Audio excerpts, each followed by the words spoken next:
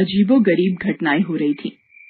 रात में गांव से शहर के बीच के रास्ते से लोग अचानक गायब हो जाते और कुछ दिनों बाद उसी गांव के सुनसान इलाके में बनी एक पुरानी कुटिया के पास से लोगों के कंकाल बरामद होते। इस तरह लोगों के गायब होने और उनके कंकाल मिलने से सारा गांव बहुत ही दहशत में था। लोगों के गायब होने और कंकाल की संख्या दिन ब दिन बढ़ती ही जा रही थी। एक रोज एक औरत मोहिनी अपने पति के घर लौटने का इंतजार कर रही होती है। हे भगवान, वो अभी तक घर क्यों नहीं लौटे? अब तो रात हो चली है। ओहो, आज तो इतना लेट हो गया, पता नहीं वाहन भी मिलेगा या नहीं। इतना अंधेरा सुनसान रास्ता, हे भगवान मेरी मदद करना। तभी अचानक एक बरगद के पेड़ के पीछे से शंकर को एक बूढ़ी औरत के रोने, चीखने और मदद की गुहार लगाने की आवाज सुनाई देती है। मेरी मदद करो, सुनो बेटा, तुम तो मेरी मदद करो, मुझे इन लोगों से बचाओ, जाने दो मुझे, मुझे छोड़ दो। शंकर, अब तुम ही मेरी मदद कर सकते हो, पीछे मुड़ो, मेरी तरफ देखो, मेरी मदद करो। हे भगवान, ये कैसी आवाजें हैं? अगर मैं उसकी जान बचाने गया तो मैं भी मारा जाऊंगा और मेरी आज की कमाई भी लुट सकती है। भाग भाग शंकर, यहाँ से भाग भाग। औरत की रोती हुई आवाज सुनकर शंकर डर जाता है और बिना उस औरत की मदद किए आगे बढ़ने लगता है। लेकिन वो औरत बार बार रोते हुए शंकर से मदद की गुहार लगाती है। तभी शंकर को एक ऑटो आती हुई दिखाई देती है, जिसकी ड्राइवर एक महिला होती है और शंकर चुपचाप उसमें बैठकर वहाँ से जाने लगता है। तभी शंकर ऑटो के शीशे में देखता है कि वो महिला ड्राइवर एक चुड़ैल के रूप में बदल गई है और तभी अचानक शंकर के बगल की सीट में वही बूढ़ी औरत बैठी होती है। शंकर घबरा जाता है और रोते हुए कहता है, तुम कौन हो और मेरा पीछा क्यों कर रही हो? मुझे जाने दो, मैंने कुछ नहीं किया। इसीलिए तो अब तुझे मरना होगा कि एक बेसहारा बुढ़िया को मुसीबत में देखकर भी तूने उसकी मदद नहीं की। अब हम तुझ पर रहम नहीं करेंगे क्योंकि तू एक स्वार्थी इंसान है, अब तू मरेगा।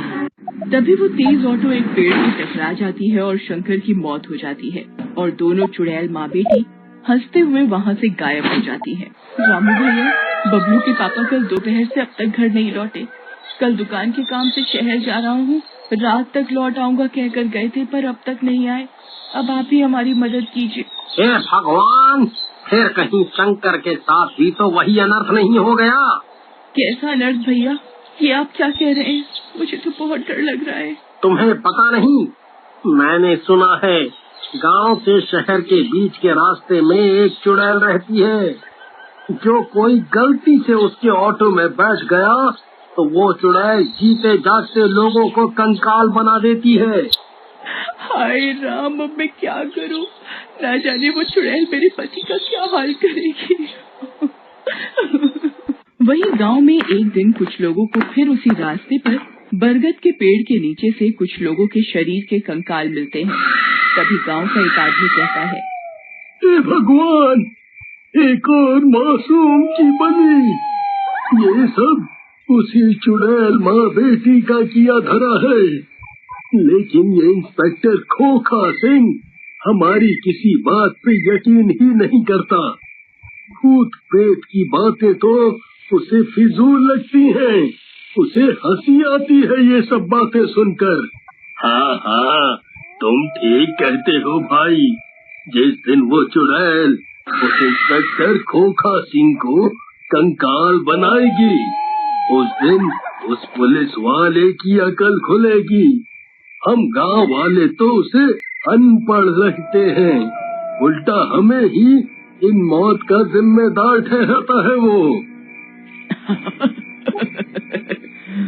ऐसा कौन आ गया बेवकूफ इस गांव में अपनी जान गंवाने, जिसे हम चुड़ैलों का डर नहीं। हाँ माँ, तुम ठीक कहती हो, लगता है उसका कभी हम चुड़ैलों से पाला नहीं पड़ा। आज रात से वो डर के मारे हम चुड़ैलों की पूजा करेगा और फिर कभी उसकी आंखें इस दुनिया को देख नहीं पाएंगी। आज रात अगली परीक्षा उसकी। धीरे धीरे अब आए दिन गांव वालों को ये हादसे देखने को मिलते रहते और डर के मारे लोगों ने अपने अपने घर से निकलना कम कर दिया। वहीं एक दिन इंस्पेक्टर खोखा सिंह और उसकी पत्नी एक पार्टी में जाने के लिए तैयार हो रहे थे। पत्नी के तैयार होने की वजह से खोखा सिंह लेट हो रहा होता है और वो कहता है, मुझे तो तुम औरतों का हिसाब किताब समझ नहीं आता। थोड़ा सा श्रृंगार करने में कितने घंटों लगा देती हो। अजय जी बस हो गया, थोड़ा सब्र रखा कीजिए। आपकी तो हमेशा ट्रेन ही छूटती रहती है। तुम ट्रेन की बातें करती हो, हमें एक ऑटो नहीं मिलेगा। तुम्हारी वजह से हम इतना लेट हो चुके हैं। वैसे ही घर से निकलते वक्त खोखा सिंह और मोहिनी को देर हो चुकी होती है। ऊपर से उन्हें कोई ऑटो भी नहीं मिलता। तभी थोड़ी देर बाद, अजय जी देखो, एक ऑटो वाला आ रहा है, रुको उसे, अब तुम्हें चलने से रही। अरे क्या बात है भाई, आप इतनी रात गए यहाँ खड़े हैं, कहाँ जाना है? आइए मैं छोड़ देता हूँ, बस रात का वक्त है, 500 रुपया लगेगा। 500 रुपए? हमें पागल समझ रखा है क्या? गांव में नए हैं तो क्या हुआ, किराया हमें भी पता है। 500 पेड़ में नहीं उगते। जाओ, हम दूसरा ऑटो कर लेंगे। दूसरा ऑटो? लगता है सचमुच नए हो यहाँ पर साहेब। दूर दूर तक यहाँ कोई ऑटो वाला नहीं मिलेगा, यहीं खड़े रहो रात भर। तभी वहाँ एक ऑटो आता है। आइए बाबूजी, आपको जहाँ जाना है हम छोड़ देते हैं। ये सब तो नए ग्राहकों को देख लूटना जानते हैं। बस आप मुझे सिर्फ 50 रुपए दे दें। खोखा सिंह और उसकी पत्नी ऑटो में बैठ जाती है। तभी खोखा सिंह कहता है, तुम तो एक महिला हो और इतनी खूबसूरत भी। इस सुनसान जगह में एक महिला होकर ऑटो चलाने में तुम्हें डर नहीं लगता? मरे हुए को कैसा डर बाबूजी? क्या मतलब है तुम्हारा? मैं कुछ समझा नहीं। कुछ नहीं बाबूजी, आगे आप सब समझ जाएंगे। तभी थोड़ी ही दूर में उसी बूढ़ी औरत की रोती हुई आवाज खोखा सिंह को भी सुनाई देती है। वो बूढ़ी औरत बार बार रोते हुए खोखा सिंह से मदद की गुहार लगाती है। मेरी मदद करो, सुनो बेटा, तुम तो मेरी मदद करो, मुझे इन लोगों से बचाओ, जाने दो मुझे। ये पैसे मेरी बेटी ने इलाज के लिए इकट्ठे किए हैं, बस मारो, उसे जाने दो। अरे कोई गाड़ी रोको, हमारी मदद करो। ये देख महिला ऑटो वाली कहती है, अरे बाबूजी, कोई उस बेचारी औरत पर जुल्म कर रहा है, मैं ऑटो रोकती हूँ, आप उनकी मदद कीजिए। मुझे इस लफड़े में नहीं पड़ना, तुम ऑटो चलाओ चुपचाप। हम वैसे ही पार्टी के लिए पहले ही बहुत लेट हो चुके हैं। अरे ये आप क्या कह रहे हैं? हमें उसकी मदद करनी चाहिए। आप भला एक पुलिस वाले हैं, ये आपका धर्म है। तुम मुझे धर्म का पाठ मत पढ़ाओ, मुझे अपना मूड खराब नहीं करना, समझी? खोखा सिंह भी बाकियों की तरह बिना उस औरत की मदद किए आगे बढ़ जाता है। तभी थोड़ी देर बाद खोखा की पत्नी ऑटो के शीशे में देखती है कि वो महिला ड्राइवर एक चुड़ैल के रूप में बदल गई है। और तभी अचानक खोखा के बगल की सीट में वही बूढ़ी औरत आकर बैठ जाती है। ये देख खोखा घबरा जाता है और कहता है, अरे ये आप हमें कहाँ ले जा रही हैं? हमें तो उस रास्ते से जाना था। आप ऑटो रोकिए, हमें उतरना है। ऑटो वाली खोखा सिंह की बात का जवाब नहीं देती और वो बस चुपचाप ऑटो चलाती रहती है। तभी राधिका को ऑटो के शीशे में अपने अगल बगल 2 चुड़ैल बैठी हुई दिखती हैं और वो डर जाती है। दोनों की आंखों से खून के आंसू टप टप कर बह रहे होते हैं। भूत भूत, हमें इस ऑटो से उतारो, कोई ऑटो रोको, बचाओ हमें, कोई हमारी मदद करो। हमने आपका क्या बिगाड़ा है? हमें जाने दो। चुड़ैल भूतिया ऑटो उस कंकाल वाली कुटिया के सामने रोकती है और हंसते हुए कहती है, छोड़ दूं? तुझे कैसे छोड़ दूं? तू भी तो बाकियों की तरह ही निकला।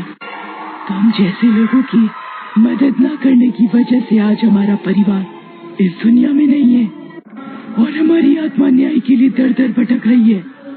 ऐसा क्या हुआ था आपके साथ जो आप हम सबको मारना चाहती हैं? उस दिन रात के समय मेरी बेटी और मैं इसी सड़क से गुजर रहे थे। मेरी बेटी की जिंदगी भर की जमा पूंजी लेकर हम उसके बेटे का इलाज करवाने जा रहे थे। जब हम एक ऑटो में बैठे तो उस ऑटो वाले की बुरी नजर मेरे पैसे और मेरी बेटी की तरफ थी। उसने हमारे पैसे छीन लिए और हमारी बेटी के साथ बदतमीजी की। तभी वो ऑटो अचानक एक पेड़ से टकरा गई और हम घायल होकर सड़क पर पड़े रहे। वहां से आने जाने वाले लोगों से हम मदद की गुहार लगाते रहे, लेकिन किसी ने हमारी मदद नहीं की और हम माँ बेटी तड़प तड़प कर मर गए। तभी से हम माँ बेटी चुड़ैल बन गए और कसम खाई कि इस गांव में एक भी इंसान को जीने का हक नहीं जो दूसरों की मदद नहीं करता, दूसरों का दर्द नहीं समझता। अगर उस रोज कोई हमारी मदद करता तो आज हम जिंदा होती, पर इंसान सिर्फ अपने स्वार्थ के बारे में ही सोचता है, सिर्फ अपने स्वार्थ के बारे में। तुम्हें भी तो एक इंसान की जिंदगी से ज्यादा अपनी पार्टी में जाने की जल्दी थी। अब तू मर। तुम्हारे साथ जो हुआ वो बहुत बुरा हुआ, मुझे आपके मरने का अफसोस है, लेकिन हम आपसे वादा करते हैं कि आपको न्याय मिलेगा और अब से हम हर तकलीफ में पड़े इंसान की मदद करेंगे और दूसरों को भी मदद करने के लिए प्रेरित करेंगे। हमें माफ कर दीजिए। खोखा की पत्नी की बात सुनकर और उसके बहते आंसू देखकर चुड़ैल को रहम आ जाता है और वो उन्हें माफ कर देती है और कहती, ठीक है, हम तुम्हें माफ करते हैं, लेकिन तुम्हें अपना किया वादा पूरा करना होगा, नहीं तो वापस हम इस गांव में लौट आएंगे। तुम हमारे बरसों के पड़े कंकाल को जिंदा जला दो, जिससे हमें मोक्ष मिल जाए। अब से हम भी किसी और की जान नहीं लेंगे। इतना कहते ही वो दोनों माँ बेटी चुड़ैलें अपनी भूतियों